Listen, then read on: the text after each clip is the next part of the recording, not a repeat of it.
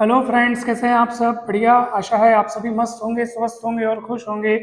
Friends, आज का ये वीडियो काफ़ी इम्पोर्टेंट है। इस वीडियो में हम बात करेंगे आशावादी विचारधारा और निराशावादी विचारधारा के बारे में कि इन दोनों में क्या फ़र्क है और हम अपनी सोच को, अगर वो निराशावादी सोच है तो हम किस तरीके से उसको आशावादी सोच में बदल सकते हैं।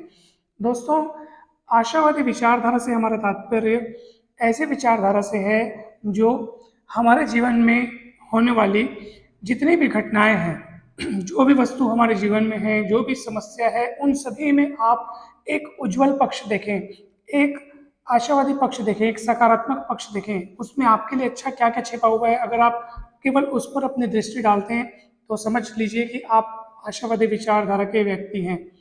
और अगर आपकी दृष्टि उसमें क्या गलत हो गया, केवल शिकायतों पर, केवल कमियों पर, अगर इन पर आप फोकस करते हैं तो समझ लीजिए आप निराशावादी व्यक्ति हैं और आपको अपनी सोच में परिवर्तन करने की आवश्यकता है। आशावादी व्यक्ति के जीवन में अगर कोई समस्या आती है तो वो इसे एक वरदान के रूप में देखता है। सबसे पहले तो वो ये देखता है कि समस्या आई है तो इसे मुझे घबराना नहीं है इस समस्या से, बल्कि इस समस्या को अपने लिए एक रास्ते के रूप में देखना है, एक सीढ़ी के रूप में देखना है, जो कि आपके उन्नति में आगे बढ़ने के लिए बहुत ज़रूरी है। फिर उस समस्या को सुलझाने के सकारात्मक उपाय खोजता है, न कि वो घबराता है। तब जब उसको समस्या का समाधान मिल जाता है तो इससे उसके आत्मविश्वास में भी वृद्धि होती है। आशावादी व्यक्ति के विचार में कोई भी मुश्किल कठिन नहीं है, कोई भी पहाड़ इतना ऊंचा नहीं है जिस पर चढ़ाई न की जा सके, कोई भी कोई भी काम इतना कठिन नहीं है जिसको पूरा न किया जा सके। ये है आशावादी व्यक्तित्व वाले व्यक्तियों की पहचान।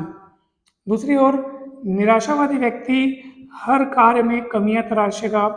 चांद में भी उसको दाग नजर आएगा।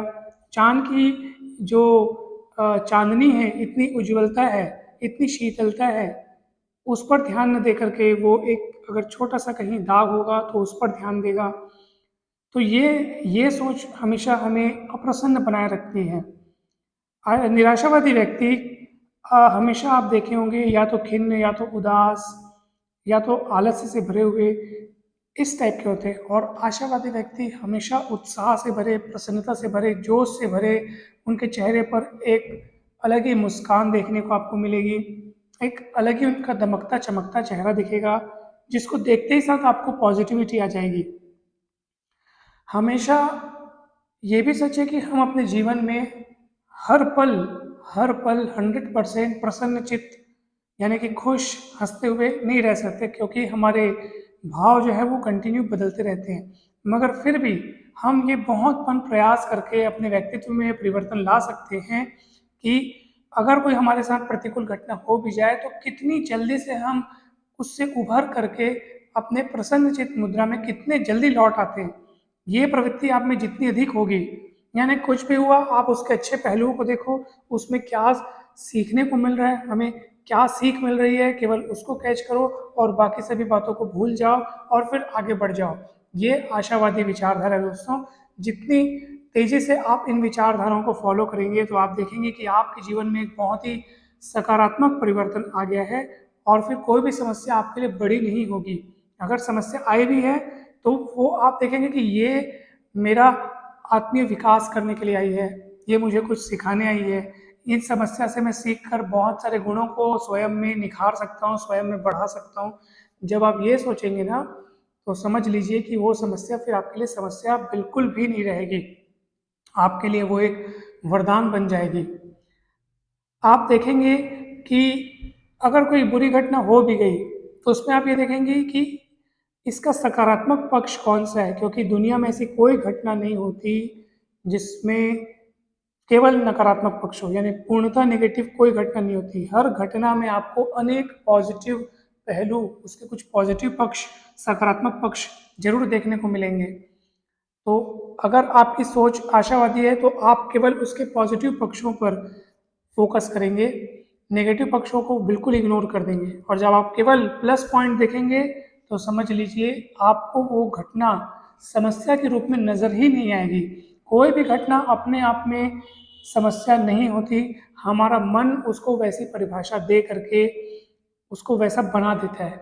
हम चाहे तो उस बुरे से बुरे में भी बहुत अच्छा सोच करके अपने आप को खुश रख सकते हैं। जैसे मैं आपको एक एग्जांपल देता हूँ। एक व्यक्ति ने अपने जीवन भर की कमाई लगा करके एक घर बनाया। पहले वो रेंट के घर में रहता था, किराए के घर में रहने रहकर उसने अपना व्यापार किया और पैसे इकट्ठा किए और उसने अपना एक घर बनाया। और वो बहुत खुश था, क्योंकि 2 दिन बाद वो व्यक्ति अपने परिवार सहित उस घर में शिफ्ट होने वाला था। अचानक उस शहर में बहुत भूकंप आ गया और उसका घर ढह गया। अब सोचिए उस व्यक्ति पर क्या बीती होगी। यहाँ पर समय आता है अपनी सोच को संभालने का। जब उस व्यक्ति को पता चला कि उसका घर उस भूकंप में ढह गया है, पहले तो लोग चिंता करने लगे कि बेचारे ने अपने पूरे जीवन भर की कमाई लगाकर उस घर को बनाया और उसका घर ढह गया, न जाने उसके मन पर क्या बीतेगी। जब उस व्यक्ति को पता चला तो आप विश्वास नहीं करेंगे, वो खुश हुआ। तो लोगों ने सोचा ये कहीं सदमे से पागल तो नहीं हो गया, इसे क्या हो गया है। लोगों ने उसे पूछा कि भाई आपका घर है क्या, आप खुश है? तो उस व्यक्ति ने कहा हाँ हाँ खुश नहीं हूँ तो और क्या करूँ, मैं जस्ट 2 दिन बाद इस घर में शिफ्ट होने वाला था। सोचो जरा, अगर इतना तेज भूकंप जो आया है वो अगर 2 दिन बाद आया होता तो घर के ढहने के साथ साथ हम भी हम भी हो सकता है इस दुनिया में न होते। तो ये एक अच्छी बात हुई यहाँ पे। अगर कोई दूसरा व्यक्ति होता तो वो ये भी सोच सकता था कि मेरी पूरी बरसों की कमाई नष्ट हो गई और काफ़ी दुख मना सकता था। लेकिन इसने ऐसा पॉजिटिव रवैया अपनाया। इसका सोचना यह था कि घर तो फिर से बन सकता है, लेकिन जान एक बार चली गई तो फिर लौट कर कहाँ आएगी। तो जान है तो जहान है। कहने का अर्थ ये है दोस्तों कि कोई भी घटना हो ना, आप अगर उस घटना को 10 व्यक्ति देखेंगे तो 10 व्यक्ति अपने अपने हिसाब से उस घटना के बारे में अपनी अपनी राय रखेंगे, अपना अपना विवरण प्रस्तुत करेंगे। डिपेंड ये करता है कि कौन सा व्यक्ति किस तरीके से उस घटना को सोचता है। कोई भी घटना अपने आप में अच्छी या बुरी नहीं होती, कोई भी बात या कोई भी वस्तु अपने आप में अच्छी या बुरी नहीं होती। हम अपने मन से वैसा परिभाषित कर, वैसा डिफाइन कर उस चीज को या उस घटना को वैसा बना देते हैं। और ये सब निर्भर करता है हमारी अपनी सोच पर। अब प्रश्न ये उठता है कि अगर हम आशा रखते भी हैं, आशावादी हैं भी, तो हमें आशा रखनी कहाँ चाहिए, किन लोगों से चाहिए, किन व्यक्तियों या किन वस्तुओं से चाहिए। ये बहुत बड़ी बात है दोस्तों, क्योंकि हम जब तक अपनी उम्मीदें, अपनी आशाएं सांसारिक वस्तुओं पर, सांसारिक व्यक्तियों पर, यानी संसार में कुल मिलाकर कहा जाए तो हम जब तक अपनी इच्छाएं या आशाएं या उम्मीदें संसार पर टिका रखेंगे, समझ लीजिए कि वो समय समय पर वो टूटती रहेंगी, हमारी आशाओं का खंडन होता रहेगा। क्योंकि इस संसार में हमेशा हमारे चाहे अनुसार नहीं होता है, जैसा हम चाहें वैसा कहाँ होता है। इसलिए फिर हमारा चाहा हुआ नहीं हुआ तो हमारा मन टूटेगा। इसलिए हमें आशा अगर रखनी चाहिए तो कहाँ रखनी चाहिए, तो हमें आशा रखनी चाहिए सिर्फ और सिर्फ ईश्वर पर। केवल आप उस पर यकीन करें और ये सोचें कि समस्त सृष्टि के जो संचालन करता है वो ही इस सृष्टि को चला रहे हैं। और जब आप ये अपने मन में रखेंगे ना, तो आपको कुछ भी कहीं भी शिकायत नहीं रहेगी। कुछ अगर बुरा हुआ तब भी आप सोचेंगे कि जरूर ये मेरे अच्छे के लिए हुआ है। और फिर जब आप ये सोच रखेंगे तो आप ये पाएंगे कि जो भी हो रहा है अच्छे के लिए हो रहा है, उसमें मेरा कुछ भला छिपा हुआ है।